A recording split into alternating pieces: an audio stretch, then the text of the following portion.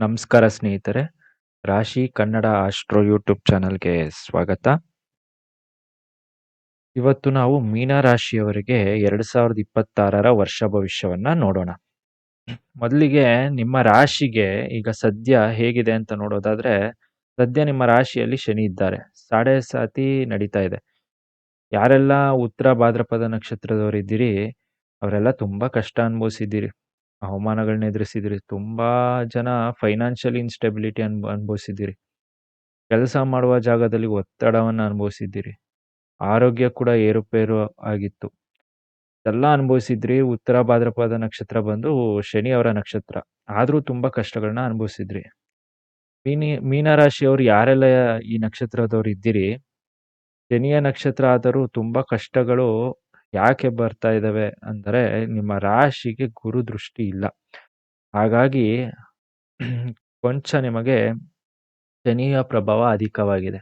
ಹಾಗಾದರೆ ನಿಮ್ಮ ರಾಶಿಗೆ ಗುರುದೃಷ್ಟಿ ಯಾವಾಗ ಬೀಳುತ್ತೆ ಅನ್ನೋದಾದ್ರೆ, ಈ ವರ್ಷ 2026 ಮಧ್ಯಭಾಗದಲ್ಲಿ ಅಂದರೆ ಜೂನ್ ನಂತರ ನಿಮಗೆ ಗುರುಬಲ ಬರುತ್ತೆ. ಹಾಗಾದ್ರೆ ಈಗ ಸದ್ಯ 2026 ಜನವರಿಯಿಂದ ನೋಡೋದಾದ್ರೆ ಈಗ 3 ಭಾಗಗಳಾಗಿ ನೋಡೋಣ. ಜನವರಿಯಿಂದ ಮಾರ್ಚ್‌ವರೆಗೆ, ಮಾರ್ಚಿಂದ ಜೂನ್‌ವರೆಗೆ, ಜೂನಿಂದ ಕೊನೆಯವರೆಗೆ, ವರ್ಷದ ಕೊನೆವರೆಗೆ ಹೇಗಿರುತ್ತೆ ಅಂತ ನೋಡೋಣ. ಇನ್ನೂ ಯಾರೆಲ್ಲ ನಮ್ಮ ಚಾನೆಲ್‌ನ ಸಬ್ಸ್ಕ್ರೈಬ್ ಮಾಡಿಲ್ಲ, ದಯವಿಟ್ಟು ಸಬ್ಸ್ಕ್ರೈಬ್ ಮಾಡಿ ಅಂತ ಹೇಳ್ತಾ ಮುಂದುವರಿಯೋಣ. ಇಷ್ಟೆಲ್ಲ ನೀವು ಕಷ್ಟಗಳನ್ನ ಅನುಭವಿಸಿದ್ದೀರಿ ಸಾಡೆ ಸಾತಿಯಿಂದ. ಶನಿ ನಿಮ್ಮ ರಾಶಿಯಲ್ಲಿ ಇರೋದ್ರಿಂದ ಆರ್ಥಿಕವಾಗಿ ಹಿನ್ನಡೆಯನ್ನು ಅನುಭವಿಸಿದ್ರಿ, ತುಂಬಾ ಖರ್ಚುಗಳು ಮಾಡಿದ್ರಿ, ಹಣಕಾಸಿನ ತೊಂದರೆ ಅನುಭವಿಸಿದ್ರಿ. ಇದರಿಂದ ಮನೆಯಲ್ಲಿ ಅಶಾಂತಿ, ಕಿರಿಕಿರಿ ಎಲ್ಲಾ ಕಷ್ಟಗಳನ್ನ ಅನುಭವಿಸಿದ್ರಿ. ಈಗ 2026 ನಿಮ್ಮ ರಾಶಿಗೆ ಹೇಗಿರುತ್ತೆ ಅಂತ ನೋಡೋಣ. ವರ್ಷದ ಆರಂಭದಲ್ಲಿ ಒಂದು ಗುಡ್ ನ್ಯೂಸ್. ಏನಪ್ಪಾ ಅದು? ಏನಂದ್ರೆ, ನಿಮ್ಮ ರಾಶಿಯ 10ನೇ ಮನೆಯಲ್ಲಿ ಕುಜ ಮತ್ತೆ ಸೂರ್ಯ ದಿಗ್ಬಲ ಮತ್ತು ಬುಧ ಮತ್ತೆ ಶುಕ್ರ ಈ ಎರಡುವೆ ಈ ಎರಡು ರಾಶಿ ಈ ಎರಡು ಪ್ಲಾನೆಟ್ ಮತ್ತೆ ಕುಜ ಮತ್ತೆ ಸೂರ್ಯ ಇದು ಎರಡುವೆ ನಿಮ್ಮ ರಾಶಿಯ 10ನೇ ಮನೆಯಲ್ಲಿ ಒಟ್ಟಿಗೆ ಸೇರೋದ್ರಿಂದ ಮದನ ಗೋಪಾಲ ಯೋಗ ಅಂತ ಕರೀತಾರೆ. ಈ 4 ಗ್ರಹಗಳು ಒಂದೇ ಮನೆಯಲ್ಲಿ ಅಂದರೆ ನಿಮ್ಮ ರಾಶಿಯ 10ನೇ ಮನೆಯಲ್ಲಿ ಇರ್ತಾರೆ. ಆಗ ಗುರು ದೃಷ್ಟಿ ನೇರವಾಗಿ ನಿಮ್ಮ ರಾಶಿಯ 10ನೇ ಮನೆಗೆ ಬೀಳುತ್ತೆ. ಅದು ಗುರುವಿನ ಮನೆಯೂ ಹೌದು. ಅಲ್ಲಿ ಈ 4 ಗ್ರಹಗಳು ಇರೋದ್ರಿಂದ ಶಿವರಾಜ ಯೋಗ ಅಂತಾನೂ ಕರೀತಾರೆ. ಯಾವುದಾದರೂ ಒಂದು ಯೋಗ ನಿಮಗೆ ಕ್ಲಿಕ್ ಆಗತ್ತೆ. ಅಂದ್ರೆ ತುಂಬಾ ಯೋಗಗಳು ಇದರಿಂದ ಪ್ರಾಪ್ತಿ ಆಗತ್ತೆ. 5 ವೆಹಿಕಲ್ ಅಲ್ಲಿ ಯಾವ್ದಾದ್ರು ಒಂದು ವೆಹಿಕಲ್ ರನ್ ಆದ್ರೆ ಸಾಕಪ್ಪ ಅಂದ್ರೆ ನಿಮಗೆ ಎಲ್ಲ ವೆಹಿಕಲ್ ರನ್ ಆಗುತ್ತೆ. ಅಂದ್ರೆ ಈ ಎಲ್ಲಾ ಯೋಗಗಳು ನಿಮಗೆ ಈ ವರ್ಷ ವರ್ಕ್ ಆಗುತ್ತೆ. ಆದ್ದರಿಂದ ಈ ವರ್ಷದ ಆರಂಭ ಆರೋಗ್ಯ ವಿಚಾರದಲ್ಲಾಗಿರಬಹುದು ಅಥವಾ ಇತರೆ ವಿಚಾರದಲ್ಲಾಗಿರಬಹುದು ಉತ್ತಮವಾಗಿ ಇರುತ್ತೆ. ಕೆಲವರಿಗೆ ಆರೋಗ್ಯದಲ್ಲಿ ತೊಂದರೆ ಬಂದರೂ ಜನವರಿ 15ರ ನಂತರ ಚೆನ್ನಾಗೇ ಇರುತ್ತೆ. ನಿಮ್ಮ ರಾಶಿಯ 11ನೇ ಮನೆ ಭಾಗ್ಯಸ್ಥಾನಕ್ಕೆ ಕುಜ ಪ್ರವೇಶ ಮಾಡ್ತಾರೆ. ಕುಜನು ಉಚ್ಚ ಸ್ಥಾನದಲ್ಲಿ ಇರ್ತಾರೆ. ನಿಮ್ಮ ರಾಶಿಯ 11ನೇ ಮನೆ ಮಕರ ರಾಶಿಯಲ್ಲಿ ಕುಜ ಉಚ್ಚ. ಇದು ಹೇಗೆ ನೋಡ್ಬೇಕು ಅಂದ್ರೆ, ನಿಮ್ಮ ರಾಶಿಯ 2ನೇ ಮನೆ ಅಂದರೆ ಧನಾಧಿಪತಿ ಕುಜನು ಉಚ್ಚ ಸ್ಥಾನದಲ್ಲಿ ಉಚ್ಚ ಸ್ಥಾನದಲ್ಲಿ 11ನೇ ಮನೆಯಲ್ಲಿ ಇರ್ತಾರೆ. ಅಂದ್ರೆ ಕುಜನು ಉಚ್ಚ ಮತ್ತೆ ಭಾಗ್ಯಾಧಿಪತಿ ಲಾಭ. ಇದರಿಂದ ನಿಮಗೆ ಮಾರ್ಚ್ 15ರ ಒಳಗೆ ವೃತ್ತಿ ಜೀವನದಲ್ಲಿ ಮುನ್ನಡೆ ಸಾಧಿಸ್ತೀರಿ. ಆರ್ಥಿಕವಾಗಿ ಉತ್ತಮ ಬೆಳವಣಿಗೆಯನ್ನ ಕಾಣ್ತೀರಿ. ಕುಟುಂಬದಲ್ಲಿ ಸಮಾಧಾನಕರವಾದ ನೆಮ್ಮದಿಯ ವಾತಾವರಣ ಕಾಣ್ತೀರಿ. ಮತ್ತೆ ಮಾರ್ಚ್ 15ರ ನಂತರ ಏನಾಗತ್ತೆ ಅಂತ ನೋಡೋದಾದ್ರೆ, ರಾಹು ಕೇತು ನೋಡ್ ಒಳಗೆ ಅಂದ್ರೆ ರಾಹು ಕೇತು ಆ ಕಡೆ ಈ ಕಡೆ ರಾಹು ಬಂದು ನಿಮ್ಗೆ 12ನೇ ಮನೆಯಲ್ಲಿ ಇರ್ತಾರೆ. ಮತ್ತೆ ಕೇತು ಬಂದು 6ನೇ ಮನೆಯಲ್ಲಿ ಇರ್ತಾರೆ.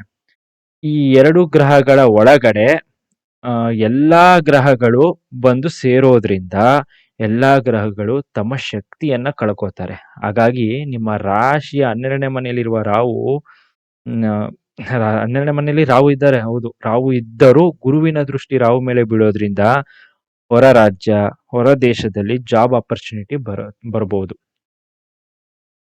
ಮತ್ತೆ ಉದ್ಯೋಗಕ್ಕಾಗಿ ನೀವು ಹೊರ ರಾಜ್ಯ ಅಥವಾ ಬೇರೆ ದೇಶಕ್ಕೆ ಹೋಗ್ಬೋದು. ಇಲ್ಲ ಹೊಸ ವೃತ್ತಿ ಜೀವನ ಆರಂಭಿಸಲು ನೀವು ಹೊರ ದೇಶಕ್ಕೆ ಹೋಗ್ಬೋದು. ಅಂದರೆ ನೀವಿರುವ ಜಾಗದಿಂದ ಊರು ಬಿಟ್ಟು ಸ್ಥಳ ಬದಲಾವಣೆ ಮಾಡಿ ನಿಮ್ಮ ಕೆರಿಯರ್ನ ನೀವು ರೂಪಿಸ್ಕೋತೀರಾ. ಅದು ನಿಮಗೆ ಪ್ಲಸ್ ಪಾಯಿಂಟ್, ನಿಮಗೆ ಪಾಸಿಟಿವ್ ವೈಬ್ರೇಷನ್ ತಂದ್ಕೊಡುತ್ತೆ. ಇದರಿಂದ ನಿಮಗೆ ಕೆರಿಯರ್ ವೈಸ್ ಲಾಭದಾಯಕವಾಗಿರುತ್ತೆ. ಇಷ್ಟು ನಿಮಗೆ ಮಾರ್ಚ್ 15ರಿಂದ ಜೂನ್ ವರೆಗೆ ನಡೆಯುತ್ತೆ. ಇನ್ನು ಜೂನ್ ಇಂದ ಏನಾಗತ್ತೆ ಅಂತ ನೋಡೋದಾದ್ರೆ, ದಯವಿಟ್ಟು ನಮ್ಮ ಚಾನಲ್ನ ಸಬ್ಸ್ಕ್ರೈಬ್ ಮಾಡಿ. ಯಾರೆಲ್ಲ ಇನ್ನೂ ಚಾನಲ್ ಸಬ್ಸ್ಕ್ರೈಬ್ ಮಾಡಿಲ್ಲ, ದಯವಿಟ್ಟು ಚಾನಲ್ನ ಸಬ್ಸ್ಕ್ರೈಬ್ ಮಾಡಿ ಅಂತ ಹೇಳ್ತಾ ಮುಂದುವರಿಯೋಣ. ಜೂನ್ ನಂತರ ಏನಾಗತ್ತೆ ಅಂತ ನೋಡೋದಾದ್ರೆ, ಗುರು ಬದಲಾವಣೆ ಆಗತ್ತೆ. ಗುರು ಬದಲಾವಣೆಯಿಂದ ಜೂನ್ನಲ್ಲೇ ದೀಪಾವಳಿ ಆಚರಿಸ್ತೀರಾ ನೀವು. ಸಂತೋಷದ ಸುದ್ದಿ ಅಂದ್ರೆ ನಿಮಗೆ ಸಂತೋಷದ ಸುದ್ದಿ ಕಾಯ್ತಾ ಇದೆ ನಿಮ್ಗೆ. ಯಾಕೆಂದ್ರೆ ನಿಮ್ಮ ರಾಶ್ಯಾಧಿಪತಿ ಗುರುವನೇ ಆಗಿರ್ತಾರೆ.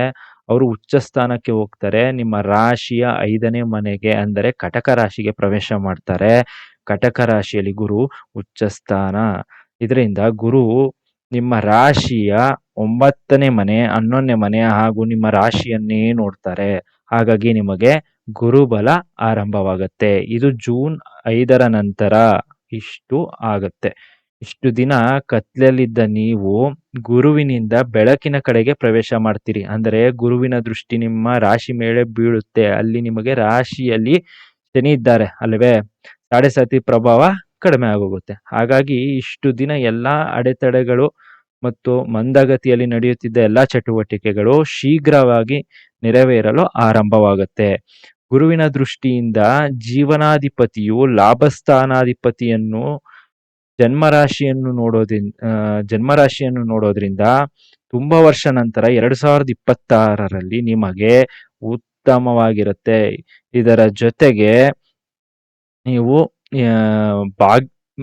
ಪುತ್ರ ಭಾಗ್ಯ, ವಿವಾಹ ಭಾಗ್ಯ, ಭಾಗ್ಯೋದಯವಾಗುತ್ತೆ.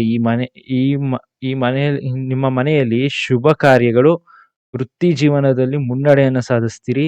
ಮತ್ತೆ ಪ್ರಗತಿಯನ್ನ ಕಾಣ್ತೀರಿ, ಆರ್ಥಿಕವಾಗಿ ಪ್ರಗತಿಯನ್ನ ಕಾಣ್ತೀರಿ. ಆರೋಗ್ಯದಲ್ಲಿ ಸುಧಾರಣೆ, ಕೋರ್ಟ್ ಕೇಸ್ಗಳಲ್ಲಿ ಜಯ. ಜೀವನಾಧಿಪತಿ ಹಾಗೂ ಉದ್ಯೋಗದ ಅಧಿಪತಿ ಉಚ್ಚ ಸ್ಥಾನದಲ್ಲಿದ್ದು ಲಾಭ ಸ್ಥಾನವನ್ನ ನೋಡೋದ್ರಿಂದ ನಿಮ್ಮ ವೃತ್ತಿ ಜೀವನದಲ್ಲಿ ಉತ್ತುಂಗಕ್ಕೆ ಏರ್ತೀರಿ. ಯಾರೆಲ್ಲ ಇಷ್ಟು ದಿನ ಕಷ್ಟಪಡ್ತಿದ್ರಿ ಕೆಲಸದಲ್ಲಿ, ಪ್ರಮೋಷನ್ಸ್ ಆಗಿರಲ್ಲ, ಕೆಲಸದ ಒತ್ತಡ, ಬೇರೆ ಜಾಬ್ ಚೇಂಜ್ ಮಾಡಬೇಕು ಅನ್ಕೊಂಡಿದ್ರಿ, ತುಂಬಾ ಕಷ್ಟಗಳಾಗ್ತಿತ್ತು, ಅವರಿಗೆಲ್ಲ ಈ ವರ್ಷ ಸೆಕೆಂಡ್ ಹಾಫ್ ಅಂದ್ರೆ ಜೂನ್ ನಂತರ ಉತ್ತಮವಾಗಿರುತ್ತೆ, ಲಾಭದಾಯಕವಾಗಿರುತ್ತೆ ನಿಮ್ಗೆ. ಇದರಿಂದ ನೀವು ಪ್ರಾಪರ್ಟೀಸ್ನ ಖರೀದಿ ಮಾಡ್ತೀರಿ, ದೂರದ ಪ್ರಯಾಣ ಮಾಡ್ತೀರಿ, ಹೊರದೇಶ ಪ್ರಯಾಣ ಮಾಡ್ತೀರಿ. ಇಷ್ಟು ದಿನ ಎಲ್ಲಾ ಕಷ್ಟಗಳನ್ನು ನೀವು ಅನುಭವಿಸಿದ್ರಿ, ಅವಮಾನಗಳನ್ನ ಎದುರಿಸಿದ್ರಿ, ಅದು ಎಲ್ಲವೂ ದಾಟಿ ಈಗ ಮುನ್ನುಗ್ತೀರಿ. ಮನೆಯಲ್ಲಿ ಸಂತೋಷದ ವಾತಾವರಣ ಇರುತ್ತೆ. ಯಾಕೆಂದ್ರೆ ಗುರುಬಲ ಇರೋದ್ರಿಂದ ಇಷ್ಟು ದಿನ ಹೇಳ್ಕೊಳಕ್ ಆಗ್ದಿರೋ ಕಷ್ಟಗಳೆಲ್ಲ ಏನೆಲ್ಲ ಅನುಭವಿಸಿದ್ರಿ ಅದೆಲ್ಲ ಹಂತ ಹಂತವಾಗಿ ಸರಿ ಹೋಗ್ತಾ ಬರುತ್ತೆ. ಜೂನ್ನಿಂದ ನಿಮಗೆ ಇಷ್ಟೆಲ್ಲ ಶುಭ ಸಮಾಚಾರಗಳು ನೆರವೇರುತ್ತೆ. ಈ ಸಮಯವನ್ನ ನೀವು ಆದಷ್ಟು ಸದುಪಯೋಗ ಪಡಿಸ್ಕೋಬೇಕು. ನೀವು ಜೂನ್ ಆದ್ಮೇಲೆ ನಾನು ಏನೋ ಸ್ಟಾರ್ಟ್ ಮಾಡ್ತೀನಿ ಅನ್ನೋದಲ್ಲ, ಈಗ್ಲಿಂದಾನೇ ಪ್ಲಾನ್ ಮಾಡ್ಕೊಂಡು ಸ್ಟಾರ್ಟ್ ಮಾಡಬೇಕು. ಮಾರ್ಚ್ ನಂತರನೂ ನಿಮಗೆ ಚೆನ್ನಾಗಿದೆ. ಯಾಕೆಂದ್ರೆ ಎಲ್ಲಾ ಗ್ರಹಗಳು ರಾಹು ಕೇತು ನೋಡೊಳಗಡೆ ಹೋಗೋದ್ರಿಂದ ಸಾಡೆ ಪ್ರಭಾವವು ಕಡಿಮೆ ಆಗತ್ತೆ. ಎಲ್ಲಾ ಗ್ರಹಗಳ ಶಕ್ತಿ ಕಳ್ಕೊಳ್ಳೋದ್ರಿಂದ ನಿಮಗೆ ಒಂದಿಷ್ಟು ಪಾಸಿಟಿವ್ನೆಸ್ ತಂದ್ಕೊಡುತ್ತೆ. ಇನ್ನು ಈ ವರ್ಷದ ಕೊನೆ ಭಾಗಕ್ಕೆ ಹೋಗೋಣ. ನಿಮ್ಮ ರಾಶಿಯ 12ನೇ ಮನೆಯಲ್ಲಿರುವ ರಾಹು 11ನೇ ಮನೆಗೆ ಪ್ರವೇಶ ಮಾಡ್ತಾರೆ. ರಾಹು ಲಾಭಸ್ಥಾನಕ್ಕೆ ಬರೋದ್ರಿಂದ ಜೆಟ್ ಸ್ಪೀಡ್ ಅಷ್ಟು ಫಾಸ್ಟ್ ಆಗುತ್ತೆ ನಿಮ್ ಲೈಫು. ಯಾಕೆ ಅಂದ್ರೆ ಯಾವಾಗ್ಲೂ ಗುರು ದೃಷ್ಟಿ ರಾಹು ಮೇಲೆ ಬೀಳುತ್ತೆ. ಅವಾಗ್ಲೂ ಗುರು ದೃಷ್ಟಿ ರಾಹು ಮೇಲೆ ಬೀಳುತ್ತೆ. ಯಾವಾಗ್ಲೂ ರಾಹು ಬಂದು ಆಂಪ್ಲಿಫೈ ಮಾಡುತ್ತೆ. ಮನೇಲಿ ಕೂತ್ಕೋತಾರೋ ಅಲ್ಲಿ ಆಂಪ್ಲಿಫೈ ಮಾಡುತ್ತೆ. 11ನೇ ಮನೆಯಲ್ಲಿ ರಾಹು ಕೂತ್ಕೊಂಡಾಗ ಎನರ್ಜೈಸ್ ಮಾಡುತ್ತೆ. ಹಾಗಾಗಿ ನಿಮಗೆ ಅದ್ರ ಜೊತೆಗೆ ಗುರುದೃಷ್ಟಿ ರಾಹು ಮೇಲೆ ಬೀಳುತ್ತೆ. ಅಂದ್ಕೊಂಡಿದ್ದ ಕೆಲಸ ಎಲ್ಲ ನೆರವೇರುತ್ತೆ. ಸಾಡೆ ಪ್ರಭಾವ ಅಷ್ಟಾಗಿ ಬೀರೋದಿಲ್ಲ. ಎಲ್ಲ ಶುಭ ಸಮಾಚಾರಗಳು ವರ್ಷದ ಕೊನೆವರೆಗೂ ತುಂಬಾ ಚೆನ್ನಾಗಿದೆ. ತುಂಬಾ ದಿನಗಳ ನಂತರ ನೀವು ಮನೆ ದೇವರ ಆಶೀರ್ವಾದ ಪಡಿತೀರಿ. ಮನೆ ದೇವರ ದರ್ಶನ ಮಾಡ್ತೀರಿ. ಒಂಥರ ಡಿವೈನ್ ವೈಬ್ರೇಷನ್ ಬರುತ್ತೆ. ಎಲ್ಲ ಶುಭ ಸಮಾಚಾರ ಗಳಿದೆ ನಿಮ್ಗೆ. ಆದರೆ ನೀವು ಒಂದಷ್ಟು ವಿಚಾರದಲ್ಲಿ ಎಚ್ಚರಿಕೆಯಾಗಿರ್ಬೇಕು. ಯಾವುದು ಅಂದ್ರೆ 2 ವಿಚಾರ. ಒಂದು 12ನೇ ಮನೆಯಲ್ಲಿರುವ ರಾಹು ಹಾಗೂ ಹೊರದೇಶ ಪ್ರಯಾಣಕ್ಕೆ ಅಂತ ಹೇಳಿ ನೀವು ಕೆಲಸ ಹುಡ್ಕೊಂಡು ಹೋಗ್ತೀರಿ. ಅದ್ರ ಕಡೆ ಸ್ವಲ್ಪ ಗಮನ ಇರಿ. ಯಾವುದೋ ಏಜೆನ್ಸಿ ಮುಖಾಂತರ ಹೋಗಿ ಅಲ್ಲಿ ಸಿಗಾಕೊಂಡು ಬೇರೆ ಏನೋ ಅಡೆತಡೆಗಳಾಗಿ ತೊಂದರೆಗಳನ್ನ ಅನುಭವಿಸ್ತೀರಿ. ಹಾಗಾಗಿ ಯೋಚಿಸಿ ನಿರ್ಧಾರಗಳನ್ನ ತೆಗೆದುಕೊಳ್ಳಿ. ಇದರ ಜೊತೆಗೆ 12ನೇ ಮನೆಯಲ್ಲಿರುವ ರಾಹು ಗೊತ್ತಿಲ್ಲದೆ ಯಾವುದೋ ಒಂದು ಇನ್ವೆಸ್ಟ್ಮೆಂಟ್ ಮಾಡಿರ್ತೀರಿ. ಹಣ ಹಾಕ್ಬಿಟ್ಟಿರ್ತೀರಿ. ಅದು ಕಳ್ಕೊಳ್ಳೋ ಚಾನ್ಸಸ್ ಇರುತ್ತೆ. ಹಾಗಾಗಿ ಯಾವುದು ನಿಮಗೆ ತಿಳಿದಿದ್ಯೋ ಅಷ್ಟನ್ನೇ ಮಾಡಿ.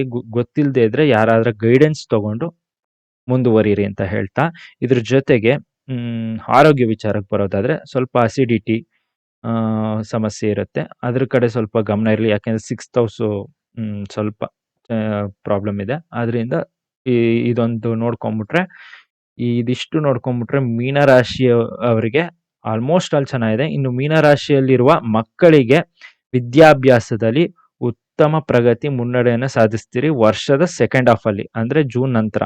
ಫಸ್ಟ್ ಹಾಫ್ ಅಲ್ಲಿ ಅಂದ್ರೆ ಜನವರಿಯಿಂದ ಜೂನ್ ವರೆಗೆ ಸ್ವಲ್ಪ ಆಲಸ್ಯ, ಸೋಂಬೇರಿತನ ತೋರ್ತೀರಿ. ನೀವು ಅನ್ಕೊಂಡಿದ್ ರಿಸಲ್ಟ್ ಬಾರದೇ ಇರ್ಬೋದು. ಜಾನ್ ಇಂದ ಜೂನ್ ವರೆಗೆ ಸ್ವಲ್ಪ ನೀವು ಕಾನ್ಫಿಡೆನ್ಸ್ ನ ಕಳ್ಕೋಬಾರದು. ಕಾನ್ಸಂಟ್ರೇಟ್ ಮಾಡಬೇಕು, ಆಲಸ್ಯ ತೋರಿಸ್ಬಾರ್ದು. ಸಾಡೆ ಸಾತಿಯಲ್ಲಿರೋರಿಗೆ ನಾನು ಒಂದೇ ಒಂದು ಟಿಪ್ಸ್ ಹೇಳ್ತೀನಿ. ಏನಂದ್ರೆ ಶನಿ ಅಂದ್ರೆ ಡಿಸಿಪ್ಲಿನ್. ನೀವು ಎಷ್ಟು ಡಿಸಿಪ್ಲಿನ್ ಆಗಿರ್ತೀರೋ ಅಷ್ಟು ಪಾಸಿಟಿವ್ ರಿಸಲ್ಟ್ ಶನಿ ಕೊಡ್ತಾರೆ. ಶನಿ ಮುಖಾಂತರ ನಿಮಗೆ ಬರುತ್ತೆ. ಸೊ ಸೋಂಬೇರಿತನ ಬೇಡ, ಆಲಸ್ಯ ಬೇಡ. ವಿದ್ಯಾರ್ಥಿಗಳು ಜೂನ್ ನಂತರ ನಿಮಗೆ ಉತ್ತಮವಾಗಿರುತ್ತೆ. ನೀವು ಹೈಯರ್ ಸ್ಟಡೀಸ್ ಮಾಡೋರು ಯಾರ್ಯಾರು ಇದ್ದೀರಿ, ಹೈಯರ್ ಸ್ಟಡೀಸ್ ಮಾಡ್ತೀರಿ, ನೀಟ್ ಎಕ್ಸಾಮ್ಸ್ಗೆಲ್ಲ ಪ್ರಿಪ್ರೇಷನ್ಸ್ ಯಾರ್ಯಾರು ನಡೆಸ್ತಿದ್ದೀರಿ, ಜೂನ್ ನಂತರ ತುಂಬಾ ಚೆನ್ನಾಗಿರುತ್ತೆ. ಇನ್ನು ಯಾರೆಲ್ಲ ವಿವಾಹಕ್ಕೆ ಪ್ರಿಪ್ರೇಷನ್ ನಡೆಸ್ತಾ ಇದ್ದೀರಿ ಅವ್ರಿಗೆಲ್ಲ ವರ್ಷದ ಸೆಕೆಂಡ್ ಹಾಫ್ ಜೂನ್ ನಂತರ ಉತ್ತಮವಾಗಿದೆ. ಗುರುಬಲವಿದೆ. ನೀವು ಮುಂದುವರಿಬಹುದು. ಸತತ 3 ವರ್ಷಗಳಿಂದ ನಿಂತು ಹೋದ ಎಲ್ಲಾ ಕೆಲಸಗಳು ಈ ವರ್ಷ ಸೆಕೆಂಡ್ ಹಾಫ್ ಅಲ್ಲಿ ನಡೆಯುತ್ತೆ. ಯಾರೆಲ್ಲ 3 ವರ್ಷದಿಂದ ಪೆಂಡಿಂಗ್ ಇರುತ್ತೆ, ಪ್ರಾಬ್ಲಮ್ ಇತ್ತು, ಮದುವೆ ವಿಚಾರದಲ್ಲಿ ಆಗ್ಬೋದು, ಕೆಲವೊಂದು ಬೇರೆ ಬೇರೆ ವಿಚಾರದಲ್ಲಿ ಪ್ರಾಪರ್ಟಿ ಖರೀದಿ ಏನಾರ ಆಗ್ಬೋದು, ಆರ್ಥಿಕವಾಗಿ ಹಿನ್ನಡೆಯನ್ನು ಅನುಭವಿಸಿದ್ರಿ. ಸತತ 3 ವರ್ಷಗಳಿಂದ ಇದೆಲ್ಲ ಈ ವರ್ಷ ಮಧ್ಯಭಾಗದಲ್ಲಿ ಸರಿ ಹೋಗುತ್ತೆ. ಹಂತವಾಗಿ ಸರಿ ಹೋಗ್ತಾ ಬರುತ್ತೆ. ಜೂನ್ ನಂತರ ಹೇಳ್ಬೇಕಂದ್ರೆ ನಿಮ್ಗೆ ಒಂಥರ ಗೋಲ್ಡನ್ ಪೀರಿಯಡ್ ಅಂತಾನೆ ಹೇಳ್ಬೋದು. ಆದ್ರೆ ನೀವು ಈಗ ಈ ಟೈಮ್ನ ಚೆನ್ನಾಗಿ ಯುಟಿಲೈಸ್ ಮಾಡ್ಕೋಬೇಕು. ಇನ್ನು ಮೀನರಾಶಿಯಲ್ಲಿರುವ ವಯಸ್ಸಾದವರು ಯಾರ್ಯಾರಿದ್ದೀರಿ, 60 ಇಯರ್ಸ್ ಮೇಲ್ಪಟ್ಟವರು, ಅವರಿಗೆಲ್ಲ ಜೂನ್ ನಂತರ ಮನೆಯಲ್ಲಿ ನೆಮ್ಮದಿಯ ವಾತಾವರಣ, ಶುಭ ಸಮಾಚಾರ, ಮನೆಯಲ್ಲಿ ಶುಭ ಕಾರ್ಯ, ಉತ್ತಮ ಆರೋಗ್ಯ ಇರುತ್ತೆ, ಗುರುಗಳ ದರ್ಶನ ಮಾಡ್ತೀರಿ. ಓವರ್ ಆಲ್ ಹೇಳೋದಾದ್ರೆ ನಿಮ್ಮ ರಾಶಿಗೆ ಇಷ್ಟು ದಿನ ಪಟ್ಟ ಕಷ್ಟಕ್ಕಲ್ಲ, ಈ ವರ್ಷ ಒಂದು ಹಂತಕ್ಕೆ ನಿಮಗೆ ಒಂದಷ್ಟು ಪ್ಲಸ್ಸು ಇದೆ. ಒಂದು ಪ್ಲಸ್ ಕೆಲವೊಂದಕ್ಕೆ ಪ್ಲಸ್ ಇಲ್ಲದಿದ್ರು ಮೈನಸ್ ಅಂತೂ ಇಲ್ಲ, ಕೆಲವೊಂದು ವಿಚಾರದಲ್ಲಿ ಮಾತ್ರ. ಇನ್ನು ಕೆಲವೊಂದು ವಿಚಾರದಲ್ಲಿ ಆರ್ಥಿಕವಾಗಿ ಆಗ್ಬೋದು, ವೃತ್ತಿ ಜೀವನದಲ್ಲಿ ಆಗ್ಬೋದು, ಬೇರೆ ವಿಚಾರದಲ್ಲಿ ಅಂದರೆ ಎಜುಕೇಶನ್ ವೈಸು, ಹೆಲ್ತ್ ವೈಸ್ ಅಲ್ಲಿ ಆಗ್ಬೋದು, ಪಾಸಿಟಿವ್ನೆಸ್ ಇದೆ. ಎಲ್ಲ ಚೆನ್ನಾಗಿದೆ. 2026 ನಿಮಗೆ ಉತ್ತಮವಾಗಿ ಇರುತ್ತೆ ಅಂತ ಹೇಳ್ತಾ ಕೆಲವೊಂದು ಪರಿಹಾರ ಹೇಳಬೇಕು ಏನಂದ್ರೆ ಸಾಡೆ ಸಾತಿ ನಡೆಯುತ್ತಿರೋದ್ರಿಂದ ಪ್ರತಿ ಶನಿವಾರ ಆಂಜನೇಯ ದರ್ಶನ ಮಾಡಿ. ಯಾವುದೇ ಅಡೆತಡೆಗಳಿದ್ದಲ್ಲಿ ಗಣಪತಿಯನ್ನ ಆರಾಧನೆ ಮಾಡಿ. ನೀವೇನೇ ಕೆಲಸ ಮಾಡ್ಲಿ, ಮಧ್ಯ ನಿಂತೋಗ್ತಾ ಇದೆ, ಆಗ್ತಾ ಇಲ್ಲ, ಮುಂದುವರಿತಾನೆ ಇಲ್ಲ, ಸ್ಲೋ ಆಗ್ತಾ ಇದೆ ಅಂದಾಗ ಇದು 2 ಪರಿಹಾರ ಮಾಡ್ಕೊಳ್ಳಿ. ಏನೇ ಕೆಲಸ ಆರಂಭ ಮಾಡ್ಬೇಕಾದ್ರೂ ಗಣಪತಿನ ಆರಾಧನೆ ಮಾಡಿ. ಪ್ರತಿ ಶನಿವಾರ ಆಂಜನೇಯ ದರ್ಶನ ಮಾಡೋದನ್ನ ನಿಲ್ಲಿಸ್ಬೇಡಿ. ಸಾಡೆ ಸಾತಿ ಮುಗಿಯೋವರೆಗೂ ಇದಿಷ್ಟು ಮಾಡ್ಕೊಂಬಂದ್ರೆ ಸಾಕು, ನಿಮಗೆ ತುಂಬಾ ಉತ್ತಮ ಫಲಿತಾಂಶ ನೀವು ಪಡಿತೀರಿ. ಆಯ್ತೆ. ಇನ್ನೂ ಯಾರೆಲ್ಲ ನಮ್ಮ ಚಾನಲ್ನ ಸಬ್ಸ್ಕ್ರೈಬ್ ಮಾಡಿಲ್ಲ, ದಯವಿಟ್ಟು ಈ ವಿಡಿಯೋ ನಿಮ್ಗೆ ಇಷ್ಟ ಆಗಿದ್ದಲ್ಲಿ ಲೈಕ್ ಮಾಡಿ, ಶೇರ್ ಮಾಡಿ, ಸಬ್ಸ್ಕ್ರೈಬ್ ಮಾಡಿ ಅಂತ ಹೇಳ್ತಾ ಈ ವಿಡಿಯೋನ ಇಲ್ಲಿಗೆ ಮುಗಿಸ್ತಾ ಇದ್ದೀನಿ. ಹೊಸ ವರ್ಷದ ಶುಭಾಶಯಗಳು.